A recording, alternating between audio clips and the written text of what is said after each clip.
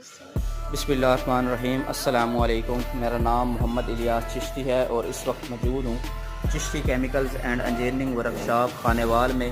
ये 30 litre capacity double jacket lollipop mixer है। ये आप देख सकते हैं, ये घर वाली बिजली पर चल रहा है, सिंगल फेज घरेलू बिजली पर। शॉन्डलेस मोटर लगी हुई है। ये डबल जैकेट है, यहाँ पर इसका पानी चलता है। पानी के टेम्परेचर से आपका मटेरियल यहाँ पर तैयार होता है।